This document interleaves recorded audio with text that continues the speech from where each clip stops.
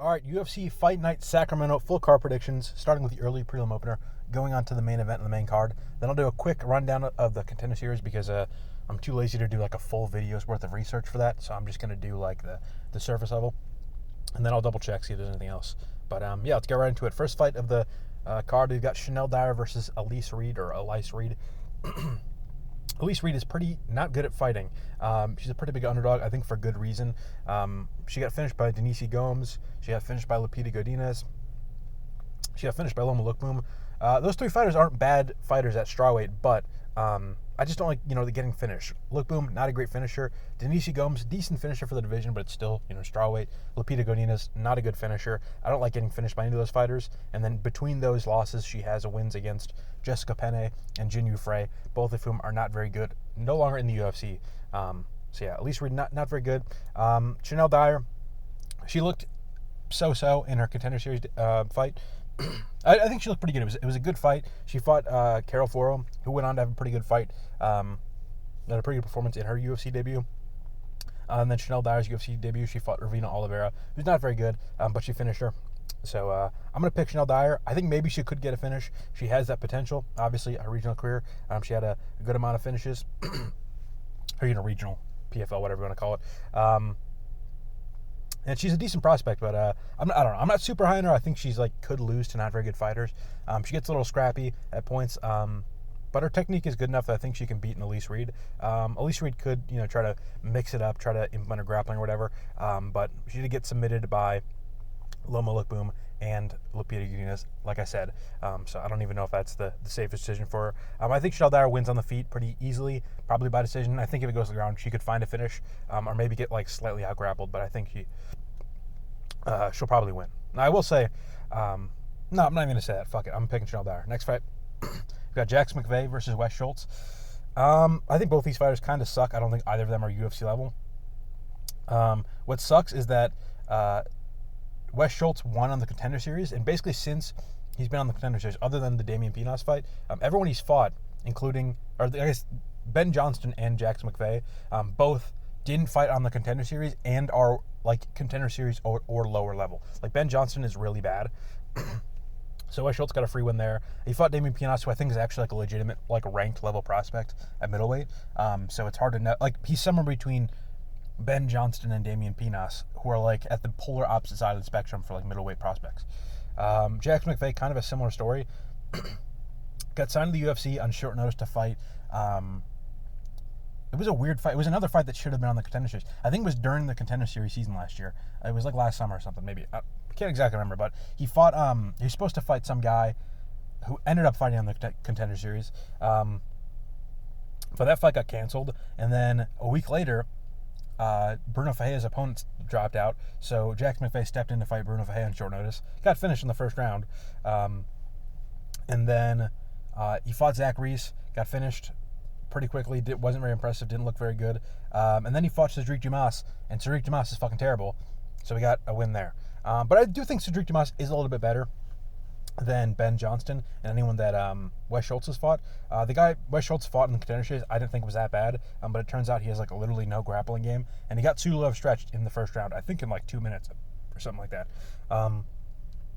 So yeah, I just don't think very highly of Wes Schultz. His grappling is definitely good. He can pull off slick submissions against shit fighters, but McVey, I think, is a little bit more well-rounded. I don't think he can be super easily taken down and out grappled. And I think that he has an advantage on the feet. And he has a surprising amount of power despite his lanky frame. He did put fucking Cedric Dumas, he dropped him and then submitted him. So decent performance there. So I'll pick McVey. Next fight up the card, Gage Young. By the way, I just saw that Cedric Dumas got re-signed, and I think he's fighting on a fucking pay-per-view next, which is absurd. But yeah, next fight up the card, we got Gage Young versus Stan Dorsainvil, or however you pronounce his name. I'm going to pick Gage Young, and honestly, I'm surprised he's not a big favorite. I'm looking at Tapology right now, and he's a minus 155 favorite right now, which I don't necessarily agree with. I think he should be a bigger favorite. That being said, Tapology sometimes gets the odds wrong, so maybe that is incorrect. And sometimes Vegas gets the odds wrong. Yesterday, they released the odds for the next RAF event, or some casino did, and at least Best Fight Odds put out the odds, and they had the opening odds for Sean Brady versus Jordan Burroughs. Jordan Burroughs, the guy who's the greatest wrestler in the world. He's fighting a UFC fighter, and it was even odds with Brady as like a minus 130 slight favorite, which is fucking absurd. Within 10 minutes, he was plus 3,000 or something like that, or plus 1,000. I think Jordan Burroughs is minus 4,000. But yeah, sometimes I get the odds wrong. I think this is maybe an event where they got the odds wrong. I think Gage Young should be a big favorite. He's more proven. He's shown like a higher level of technique against UFC level fighters, and he's younger. And he's not that much younger, so age isn't much of a factor. But that's kind of my point. Is like age really isn't a factor. I would be more inclined to pick a Stan Dorsainvil if I've seen his level of skill and I know that he's really young, so he has a lot of room for improvement. And if it had been a while since his most recent fight and he was super young, I'd be like, oh, this guy could be really good now. But he fought 2 months ago, had a good performance against like a not great fighter in Dan Holt. I don't know. He's solid. I think he's good. He's a decent fighter. He could be UFC level in the future, but I don't think he's there yet. And I think Gage Young is, and he's younger. So yeah, I could see Dorsainvil being really good and coming out and having a great performance. But I'd be pretty surprised. Gage Young, I do think is pretty good. He lost to Evan Elder, who I'm pretty high on. I think is a pretty solid prospect, especially at lightweight, because Evan Elder is a fucking giant for the division. And then Gage Young's only other recent loss was to Quillan Salkild, and that was on the Contender Series. And Salkild just beat Gamrot. He out-grappled Gamrot and submitted him. And he actually is like legitimately proven as a bona fide ranked fighter at lightweight. So I don't hate that loss at all. So yeah, I'm gonna pick Gage Young. I think he is a pretty good fighter. He shouldn't have gone to a split decision with Thiago Moises. That wasn't like that close a fight. I thought he pretty clearly won that one. He looked good against Mahashet, who's given other fighters trouble before. Mahashet actually just, who gives a fuck? I'll pick Gage Young. Next fight up the card, Marcio Barbosa versus Ryan Kuse, or Kuse, however you say his name. I'm going to go with Marcio Barbosa, the big favorite, for I think good reason. He's very dangerous in the first round. He rarely makes it to those later rounds, and he's a really good finisher. And yeah, I feel like not much more needs to be said. Ryan Kuse, not the best fighter. Lost. He's only fought like one good fighter in his like the last like 5 years. He's only fought like one good fighter, and the one guy that was good that he fought was Cameron Smotherman, who has recently been cut from the UFC. Lost his fight after being cut from the UFC. Got finished a good amount. He had a good performance against Jake Hadley, but that was really only good moment of Cameron Smotherman's UFC career. And Ryan Kuse lost to that guy. And then he fought two bums. One of the bums that he fought was Kevin Natividad, who used to be in the UFC. He was like one of those like Apex Warriors where, I think he fought Kevin Holland in that year where Kevin Holland had like 5 wins. I think it was 2020 where Kevin Holland had like 5 wins in 1 year. I think one of them was Kevin Natividad. But he was never really all that good. He was kind of a unique style, kind of an interesting fighter, but he's never that good. So I don't really like, I'm not over the moon with a win over him in 2025. That would have been. And then he fought another bum, and he got signed to the UFC. Despite the fact that he lost to Cameron Smotherman, Cameron Smotherman beating him is what got Cameron Smotherman signed to the UFC on short notice. And I'm pretty sure Barbosa was supposed to fight someone else. I need to double check. No, he wasn't. This was the original booking, and this is pretty recent too. That's kind of fucking bizarre. But I'll go with Marcio Barbosa. But yeah, I don't really know why he's getting this fight. He just knocked out Bazooka, however you say his name. And Bazooka is pretty good, and I think Bazooka just got re-signed, which is also fucking insane. So, I don't know. But I'll go with Marcio Barbosa as I think a reasonable, pretty big favorite. Next fight of the card, Nasrat Haqparast versus Chris Padilla. I'm going to go with Chris Padilla.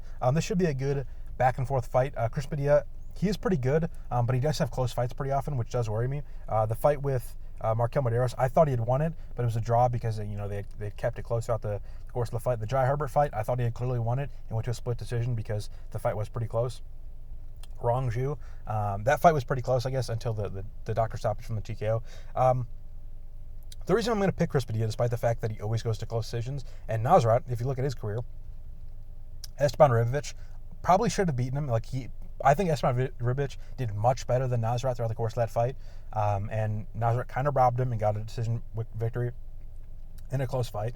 Before that, Nasrat fought Jared Gordon. It was a close fight. I thought Jared Gordon landed the more damaging shots.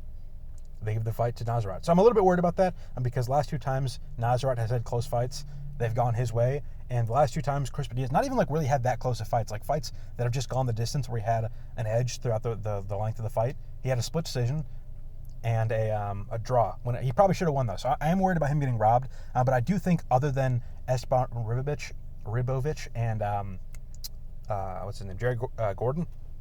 I think Chris Padilla is pretty good at mixing it up. He mixes in the grappling. He mixes in like Muay Thai things like elbows and knees, which are going to help open damage. And I think those like little bits of like a difference, like that bit of variation and dynamicism, will drastically increase his chances of winning a close decision. Because if he can create visible damage, that helps with the judges' scorecards. If he can mix in the grappling, that helps with the judges' scorecards.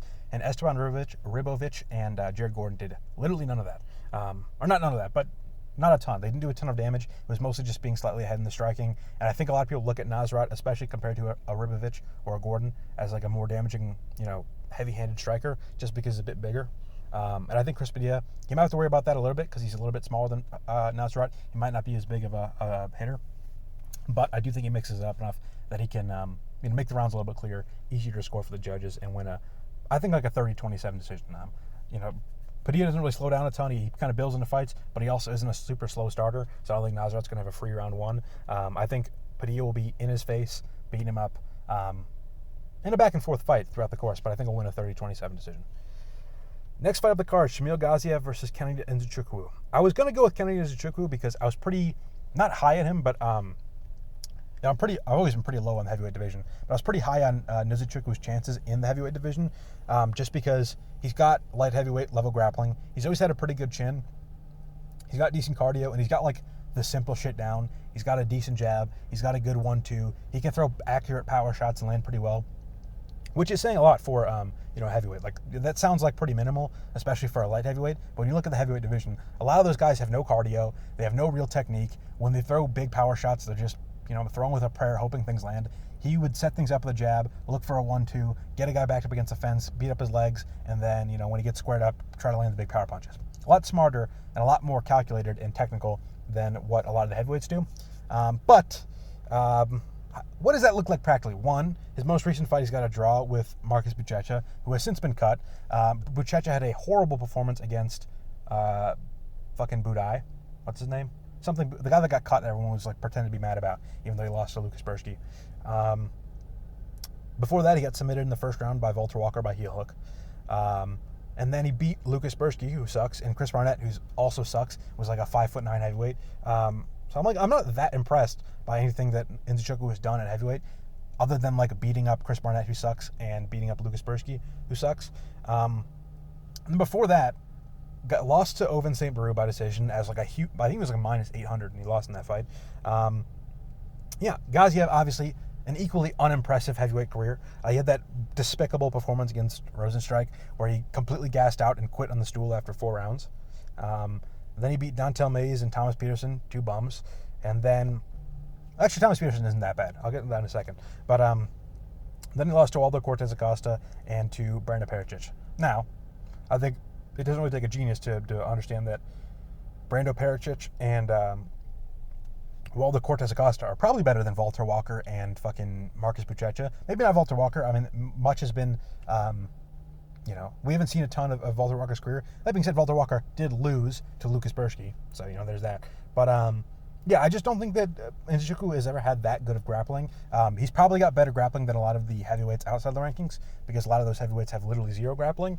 But against Gaziev, who knows what to work for, is pretty big for the division. It's going to be a lot bigger than Nzechuwku, the former light heavyweight. I think Gaziev is going to have a pretty decent amount of success in the grappling, and I could see Nzechuwku completely gassing out after the first round. So despite the fact that he hasn't got a pretty big advantage on the feet, I don't think he's going to be able to implement it super well. And I could see him getting submitted or falling into another heel hook or something. I don't know. So I'm going to go with Gaziev. I will say it's going to be a stressful round 2 and 3, I imagine, if I pick Gaziev, because I don't think he's going to get a finish early because he's not very good of a finisher. And in rounds 2 and 3, he's going to be, chewing on his mouthpiece, sucking wind, trying not to die while standing in front of Nzechuwku. And I'll worry about that, but I think the Gaziev will probably end up winning the fight. I think he'll get a round 1, round 2 decision, and maybe land a big strike in the third in a back and forth round, and win a close decision. So I'll go with Gaziev. I think Nzechuwku has all the tools to win, but that really hasn't done a ton for him at heavyweight. He lost to Buchecha, or he had a draw with Buchecha, and he lost to Walter Walker, despite the fact that he had the tools to beat both of them. And I think Gaziev is better than the 2 of them, so I'll pick him. It's kind of weird matchmaking because, what's his name? Walter Walker isn't ranked, hasn't fought anyone ranked yet. Marcus Buchecha was never ranked, never fought anyone ranked.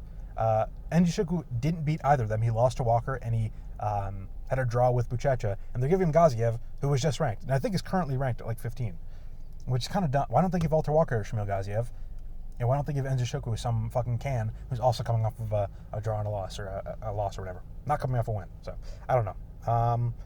Next fight up the card, Jamall Emmers versus Lerryan Douglas. I'm going to go Lerryan Douglas, pretty big favorite. I'm a little bit worried about him. Jamall Emmers is talented. He's got big power. He's pretty long for the division.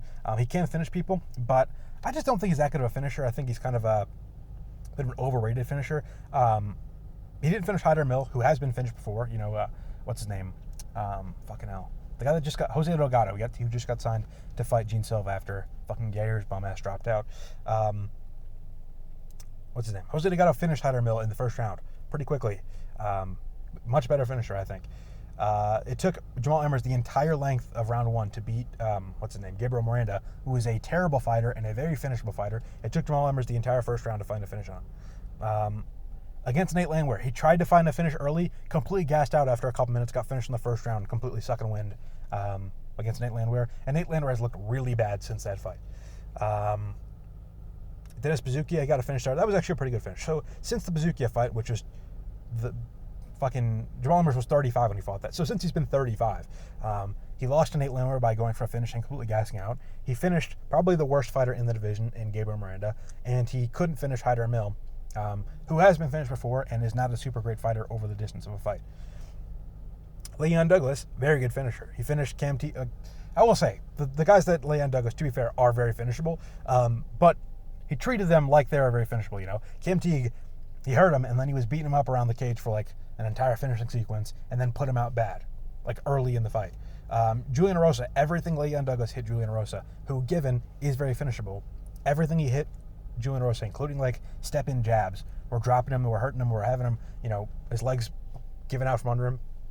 So Lerryan Douglas, a lot more impressive of performances, I think, as a finisher. And then Jamall Emmers still has that really bad problem with gassing out. I think if the fight starts off like they're fucking trading bombs, that's Jamall Emmers' best chance of winning. But if he doesn't win the fight there, he's probably going to gas out faster and be very finishable, you know, later in the first round and throughout the second and third. So I think there's a pretty good chance Lerryan Douglas finds a finish.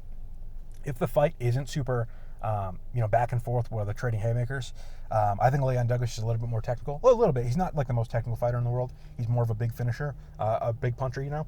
Yeah, I'm going to pick Douglas. I think that most ways the fight goes, he has like an advantage. And if it goes the way that he probably doesn't want it to go, where it's a complete scrap in the first round, if he could survive that, I think he has a very, very good chance of winning. So I'll pick Lerryan Douglas. But I think a little bit of hype needs to be, you know, pump the brakes a little bit. He's at minus 400.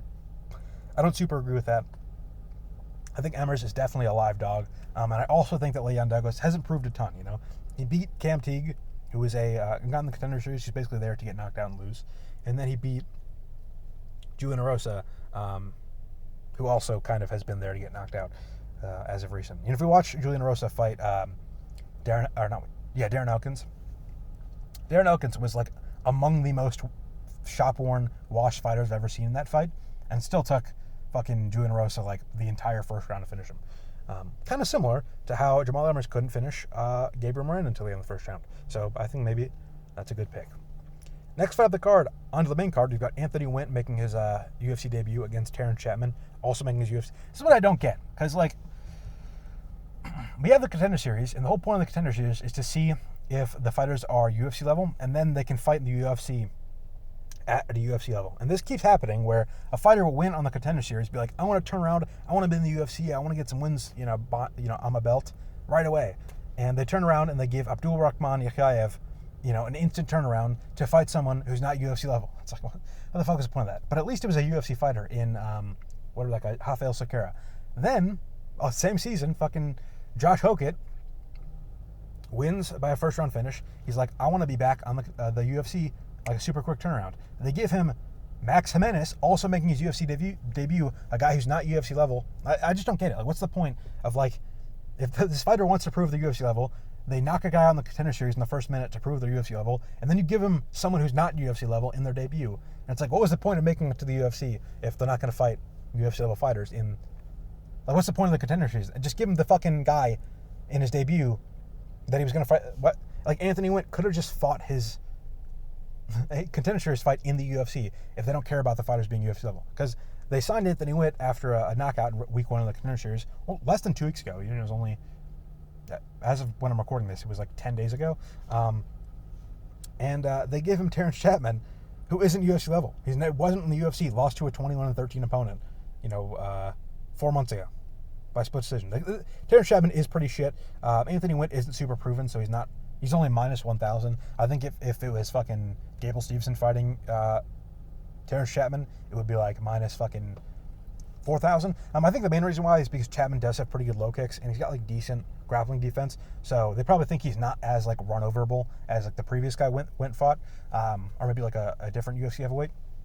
Which that kind of makes me a little more excited for this fight. I'm pretty confident Wint is going to win by an early finish, but I think that Chatman can put up a little bit more resistance than his previous opponent.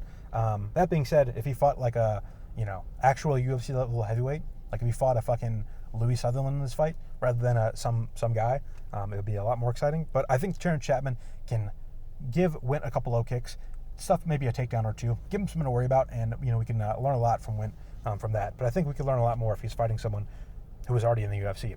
But I'll go with Wint.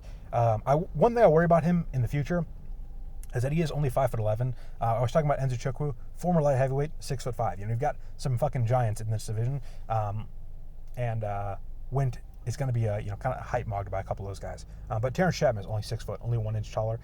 They're probably the same fucking height when it comes down to it. And I think Wint is probably going to get an early finish. But it just annoys me that they sign these guys on the Contender Series, and then they make like a viral post like, this guy won his Contender Series debut 10 days ago, and now he's fighting the UFC. And it's like, well, he's not really fighting in the UFC. He's fighting a guy who's not UFC level, who has never fought in the UFC before, who the UFC is signing just to give this guy a win in the UFC, in quotes.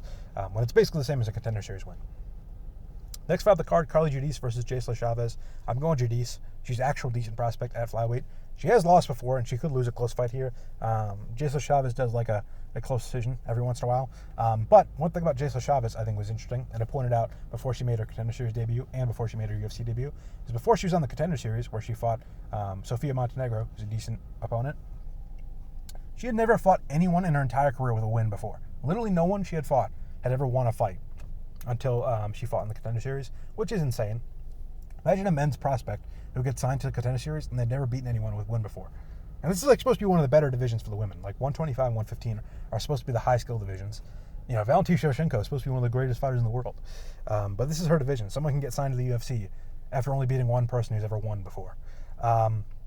But she fought Sofia Montenegro, went to a close split decision. I thought she had lost. And then she made her UFC debut, made a close split decision against Eunice Dubin, who's not very good. I think Chavez should have got the decision, but it was a very close fight that she arguably could have lost. And Carli Judice fought Eunice Dubin and finished her with a head kick in the first or second round.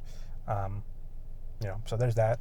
She also finished Nicole Cagliari and had a pretty good performance against Juliana Miller, who turned around and has won since their fight. So I'm going to go Judice. I think she's just a better fighter. She's more technical. She's a better finisher. Chavez could, make it boring and try to hold in the clinch and stall at moments of grappling, but I think Judice is just a better fighter and should win. Next fight of the card, Marquel Mederos versus Mason Jones. I'm going to go with Mason Jones, probably by decision. Mederos is tough, and I think this fight will be fight of the night. That's my main pick. I think Mederos might make it interesting because he's got good outside low kicks. He's got good, should I pick Marquel Mederos? Fuck it, I'm switching my pick. I'm going to pick Marquel Mederos. Mason Jones takes a lot of damage. He gets hit quite a bit. Mederos does get hit a decent amount too, and he doesn't push his advantages a ton in a way that I think Mason Jones was. And that's kind of why I wanted to pick Mason Jones, was because I feel like if he hurt Marquel Mederos, he was more likely to push for the finish and find it. He's a little bit more of a dog, Mederos fought... Fuck, I do want to pick Jones. And he went to a split decision with Austin Hubbard. I don't love that. Fuck it, I'll stick with Mason Jones. But Marquel Mederos does have really good low kicks, and I think that's going to make Jones not do well. And Mederos is really good in the pocket, and I think that he's technically sound, so he could hurt Jones. But I think that Jones will just push better. And if you watch Marquel Mederos fight, what's his name, Mark Chowinski, he dropped Mark Chowinski with a low kick, and the guy just didn't get up. He just laid on his back, and they did that over and over again. That was basically the whole fight. Was he would drop him with a low kick, and then they would get in that bullshit, one guy's on his back, one guy's standing, let's try to kick each other's feet for a minute, and then the ref will stand us up. And it was kind of a lot of that, which doesn't prove a ton as far as Mederos' like ability to be kind of a dog in the fight and, you know, push after he gets hurt or push when he has his opponent hurt. So I'm going to pick Mason Jones. I think maybe he's a little bit better at that. If he gets him hurt, he'll push harder for a finish. And if it comes down to it, you know, if it's a 1-1 and one guy needs to grit down and win the third round, I trust Mason Jones to do that more. And I think that is what this fight is going to look like. So I'll pick Mason Jones by decision. Next fight of the card, actually a pretty interesting fight. Reinier versus Roman Dolidze. I'm going to go with the Ritter. Reinier usually does pretty well when Roman Dolidze usually does pretty poorly when he's fighting someone who not necessarily has a grappling advantage, but doesn't have to like be super worried about the grappling.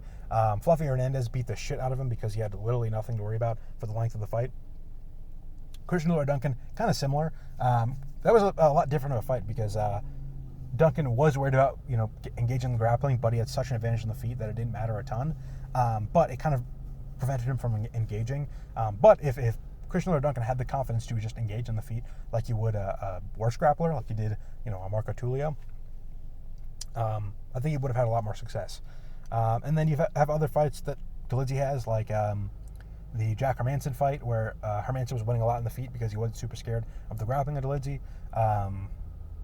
The Amavov fight, Nasrat Amavov beat the fucking shit out of Roman Dolidze. Completely dominated him through the length of that fight, just because once Dolidze got control against the clinch, he had literally nothing else he can do. He wasn't good enough in the grappling to advance position. So Amavov had basically nothing to worry about. And they kept ending up in the clinch against the fence, but every time they were at distance, Amavov beat the shit out of him. And I don't think Reinier is as good a striker as Nasrat Amavov or Fluffy Hernandez, but I think he's not that bad, and his knees to the body are super damaging, and I think they could work super well if they're going to spend a lot of time in the clinch. So I think that Reinier won't worry about the grappling on the feet. He'll just keep pushing his like slight advantage, especially with his reach and with those tools in the clinch. I do think he is the better striker, so I think he'll push the advantage on the feet. And I think he's a bit better of maybe not a wrestler, maybe not like a grappler, but I do think he's a better at like getting takedowns and like ending up on top. Dolidze is a good jiu-jitsu player, but he tries to play like the jiu-jitsu game a ton. He rolls for legs. He you know, gives up position to go for dumb shit. And Reinier does that sometimes. He did it a couple times against Brendan Allen, and it kind of helped him gas out. But he doesn't do the pulling guard. He doesn't roll for legs. He doesn't do like most of that stuff. Mostly it's just he'll try to jump on the back, and then if he doesn't get it, he'll fall off and end up on bottom, which I prefer to someone who's like consciously going to the back, giving up position just to engage in the grappling. So I think not having to worry about that, not having to worry about the takedowns really, and being better on the feet is just like a pretty good recipe for Reinier to win a decision. I can't talk today for some reason. Fucking Reinier. I'm trying to enunciate better. I try to fucking drink some water. I just spilled water all over myself. Awesome. All right, co-main event. Fucking hell. Serghei Spivak versus Vitor Petrino. I'm going to go with Petrino. I'm not like super confident. I think Spivak might be able to out-grapple him, might be able to outdo him on the feet. I just think Petrino is a lot more powerful, and he's got a couple like tools to keep Spivak away from him. And if Spivak doesn't want to engage, he's just going to let himself lose a decision. It's kind of what he did with like Waldo Cortez Acosta. He just didn't want to engage because he didn't want to get hurt. So he didn't push any of his advantages, didn't like spam low kicks, didn't really shoot a ton of takedowns. He just looked like shit in that fight. And it was kind of a similar thing against, I guess not Jailton Almeida, but Jailton Almeida is a good finisher. He does have good grappling. I think Vitor Petrino is like an underrated grappler, and he's a pretty good finisher when he gets on top. And Almeida was outboxing Serghei Spivak when he's being aggressive. God, Almeida could be a really good striker. He could be a really fucking good fighter, and he just insists on being boring. I got him cut from the UFC, and now he's going to be a boring can in PFL. But yeah, I think like this is kind of maybe dumb, but I think the fighters that Vitor Petrino is most similar that Serghei Spivak has fought are the ones that Serghei Spivak has lost to, like Gane. You know, he's pretty athletic. He's got a big frame. He has a similar frame to Gane. He punches similarly. Throws a couple similar kicks. He throws a lot of teeps, shit like that. Not, you know, super, not going to go for the takedown, shit like that. Similar to Gane. I think Almeida, they're both Brazilian. No, Petrino has a jiu-jitsu black belt, I'm pretty sure, or something like that. I don't know. He's got similar punching technique to Almeida. He's similarly athletic. And Waldo Cortez Acosta, also kind of a more similar opponent. I guess. I don't really know where I'm going with this. I'm picking Petrino. He's got light heavyweight skill. Fuck it, I'm picking him. He could lose a decision.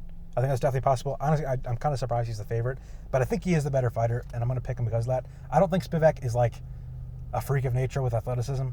So, I don't really know where the difference lies for Spivak, other than maybe being slightly more technical on the feet and probably a better grappler. But I think Petrino can push his advantages in a close fight and win a close decision. Or if someone's going to find a finish, I'm sure it'll be him. On to the main event. I'm also super torn on this fight. This card is pretty hard to pick. I'm going to go with Gregory Rodrigues. I just don't like how Anthony Hernandez looked in this fight. And I do feel like he's the kind of fighter that once he loses one time, he's going to go into the fight with the mentality like, oh, fuck, my style's been figured out. I thought he lost back-to-back fights. I guess he didn't. But did he lose to Jordan Wright? No, he didn't. Oh, yeah, he tested positive for weed. So he lost to Marcus Perez in his debut in the UFC. Then he fought Junior Park. Then he lost to Kevin Holland. But my point is, I feel like he kind of has a style of a guy that will, he's kind of, I don't want to say he's figured out, but it's kind of been known that, like, if on the feet, if you can have Fluffy Hernandez in front of you and you can beat up his body and you can kind of, get him backing up and, like, you can make him not be a bully anymore. You can beat him, and I think that Gregory Rodrigues does have a good style and a good physique and frame for preventing Fluffy from bullying him. I don't think Fluffy's going to easily take him down and easily get position. I think that it's going to be kind of a grueling first round where he really has to push for position and he really has to get the takedown and really has to make it work. And then once he gets the takedown, he has to get on top and stay on top. And once he gets on top, he has to fight for better position and not lose that position or not, give up a scramble and let Rodrigues get up. And then any moment on the feet, especially after the first grappling encounter, I think it's going to be pure survival from Fluffy. And I think that it's possible to survive against Gregory Rodrigues. I don't think he's the greatest finisher in the world. I don't think he's got the greatest footwork in the world or, some great finishing, ability or instinct. I just think he's a very good one. And I don't think it takes the best finisher in the world to finish Fluffy. He got finished by Strickland. He got finished by Marcus Perez. And he got finished by Kevin Holland. All of those fighters are not good finishers. I will say Fluffy has fought some decent finishers before. He fought Michel Pereira, who was at one time a good finisher, and never let him have a chance to finish him. He fought Roman Kopylov. They had a competitive fight. Roman Kopylov never had a chance to get a finish. Never got it. Brendan Allen, that fight was pretty close. And I think that if Brendan Allen had the power and the, frame of a Greg Rodrigues, he probably would have found an opportunity on the feet there. Brendan Allen isn't really the best walk forward and put mustard on you type of striker or finisher on the feet. So I don't think he could get it. I just think that Fluffy, if he can't immediately take down and he either has to immediately take down and gas Greg Rodrigues or he has to immediately take down and finish. And I just think that's a kind of a tall task, especially coming off of the loss. So I'm going to pick Greg Rodrigues. I like him. I think he's got momentum. I think that he's got a pretty decent chance in a lot of the matchups at the top of the division. I think he's at least an interesting matchup for a lot of the guys at the top of the division, like Kyle Baralho. I think Greg Rodrigues could beat him. I guess Reinier and Roman Dolidze are up at 205 now, but I think that's an easy fight for G-Rod. So, I'm going to pick Rodrigues. I'm not super confident. A lot of these picks, I'm not super confident on. Let me know if you agree or disagree. I'll go check to see what else there is for this week. It's a PFL. Oh, I'm picking Rolly Romero, who's my favorite boxer right now, over Teofimo Lopez. My whole IG Reels feed is Rolly Romero clips, and it's pretty great. Also on that card, Yenli Hernandez is fighting Francisco Verón. I'm picking Yenli Hernandez. Victor Santillan is fighting what's his name? Is it Gregory? Or Gary Antonio Russell, that's what it is. I'm picking Santillan. I think Santillan actually is pretty good. I thought he gave a good fight to Tenshin, who has looked really good recently, and then he's fought two not great fighters and one since then. And then anything else this weekend? PFL Tampa. Chris Cyborg probably going to beat Kelvin Vieira. Gaji Rabadonov probably going to beat is he fighting some random on short notice? I don't even know who the guy is. Anything else on this card? Ndebele versus Marcelo Alves is a really good fight. I'm going to pick Ndebele. I think he's looked pretty good, but Marcelo Alves is pretty solid. He beat Jake Hadley. Who did he beat? Was that Jake Hadley that he beat? Yeah, it was Jake Hadley he beat. He went to a really close fight with Naoki Inoue in a really good fight. That should be that'll be one to look out for. Is that tonight? It's 22nd. Is that today? No, that's tomorrow. So yeah. Anything else this weekend? I was going to talk about the Contender Series. Let's get right into that. I'll make that quick because I've already been talking for 35 minutes. Are you shitting me? Main event is Bellamir versus Alex Apodaca. I'm going to go with Bellamir. I think she actually is pretty solid. We'll see how she is in the feet and against a more experienced opponent, but I think she is pretty solid. Do I have my picks on this? I don't want to fucking have to remember who I picked for every fight. Guillermo Uriel is fighting Mario Piazzone. Who did Uriel fight? I know that name. He's the guy that fought Hoka in the Contender Series, and then he beat a can. Fine, I'll pick Guillermo Uriel. Oh, fucking Mario Piazzone lost to a shit fighter. Like, when was that? Less than 2 years ago. Less than a year and a half ago. Sean Clancy Jr., probably the best prospect on this card, is going to fight Gary Barreto. I think, or Boleto, however you say his name. Gary Boleto is from Rhode Island, so he's probably not a very good fighter. Sean Clancy, decent prospect out of Cage Warriors. Good Scottish. Is he a welterweight? I always thought he was lightweight. I don't know why. Not a very good finisher, so I think that'll probably... Oh, no, he is a pretty good finisher. Who am I thinking of? I'll pick Sean Clancy Jr. in that fight. I'll pick Ronald Humphrey in his fight against Alexis Miranda, and then I'll pick... I'll pick Carlos Petruzella, I think, in his fight. Or maybe not. I don't know. I'll pick... fuck it. I'll tweet... you know what? Just ignore everything I just said. I'll tweet out my predictions when on Tuesday. Let me know what you thought of my predictions. Let me know if you agree or disagree. Leave a comment. Like the video, share the video, subscribe. Whatever I normally say. Follow me on Twitter. That's the main thing. That's all. Thank you for listening.